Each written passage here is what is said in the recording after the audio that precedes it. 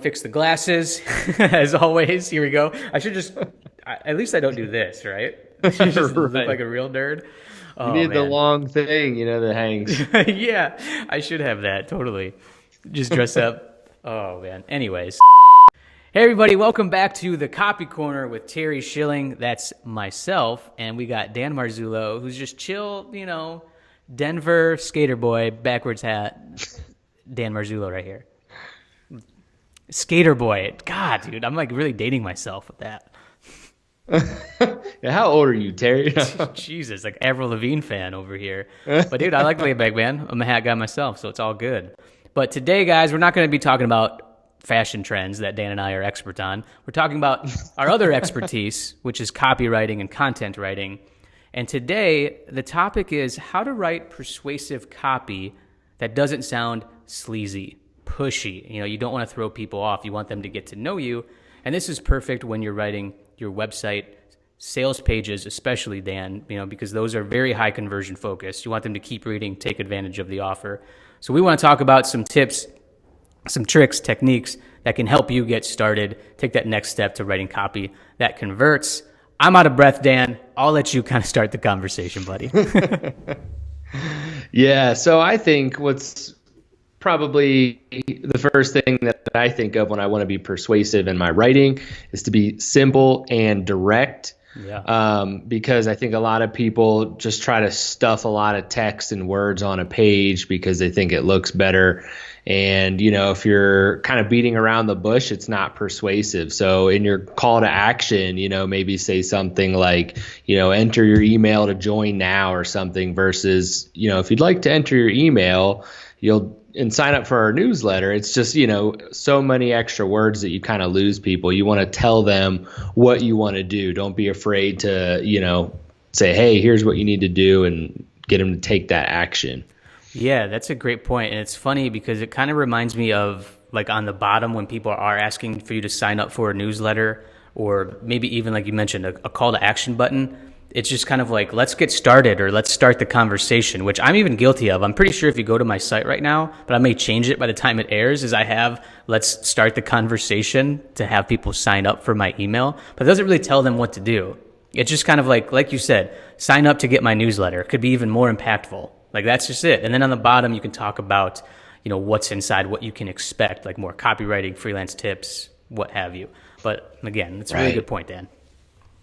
Yeah. What about you, Terry? How do you tackle persuasive copy and not be sleazy Not or be gimmicky? sleazy, the sleazy salesman. Yeah, Dan, a formula that I like to use when writing persuasive copy is the PASS formula. PAS stands for problem, agitate, solution. So again, this kind of goes into making the customer the hero of the story. So you're talking about what's in it for them. So just think about what their pain points are, and then ultimately talk about what's the problem that they face. So do you need, like a good example is this company Dolly. It's this on-demand delivery where they pick up large items for you. And one of their headlines that they'd use on their website would be like, muscle anytime you need it. And it just talks about a problem right there. I need help when I need it, like on demand. I'm going to the store. I don't have a truck to fill this, to take this couch or what have you. And so then it talks about the agitation where, don't waste time or money. We can, there's other options like this or that. We've been there too, right, with empathy. And then ultimately show them the solution. How does your product or service work to help them, overcome this challenge and solve this problem? I think that's a big thing. It's a helpful formula to get people to continue reading. You kind of tell this story throughout your website, homepage, or even your landing page too. Right. That's awesome. That's great advice. Yeah, so that's super helpful. And then also, again, just to kind of go back, think about, what are you really selling? You're not, we talked about this a little beforehand, Dan. Let's just say you're selling a mattress. Like, you're not just saying, get this memory foam mattress today. You're selling that you can offer them the best sleep of their life by getting this mattress. Like, there's a benefit of the benefit, right? So I think that's a good thing to think about too when you start writing persuasive copy. And again, when you're writing with empathy and giving scenarios that help the customer solve a problem, I don't think you're being too sleazy. It really obviously depends how you word it. But with your advice to be simple and clear and simple and direct, I think I think following these techniques and formulas will come up with a lot of options that you feel will make a deep connection with your reader. Definitely.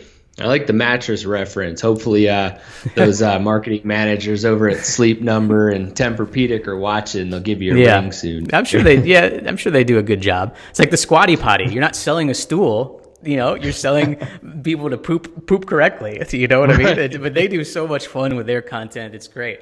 The benefit of the benefit. Think about really what are you actually selling to the customer is super helpful. But any other tips, Dan, for how to write persuasive copy? And I know this touches the surface, but I think this is a good first step for a lot of people. Yeah, I was going to say, I think we could kind of go on and on this one forever. There's just so many, good tips to add. But I think, these are definitely the foundational points that people should start with. Yeah, absolutely. And of course, listeners, comment, have any other questions, you can message Dan or I. We'd love to then address those topics in future episodes. That's kind of where this episode came up for today, some feedback from past episodes. But we always love it. The last one, the copywriting versus content writing, was fire. A lot of good comments, a lot of good feedback on that one that we were happy to help you guys with.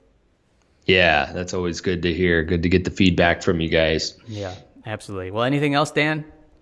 No, have a good week, everybody, and we will see you next week. Yeah, absolutely. As always, love what you do. Proceed with passion.